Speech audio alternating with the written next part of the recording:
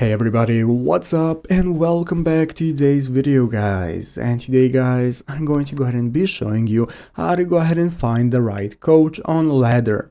This is a very simple thing to do, so make sure to watch this quick and easy video till the very end, follow my steps correctly so you can make sure that this works the same for you and you can do this yourself. But yeah guys, let's get straight into it. So the first thing we want to do is to go ahead and open up the official ladder application if you have not already. So if you do not already have it downloaded, what you want to do is go ahead and open up the App Store on your mobile phone, open up the App Store, search for ladder, find application and install it.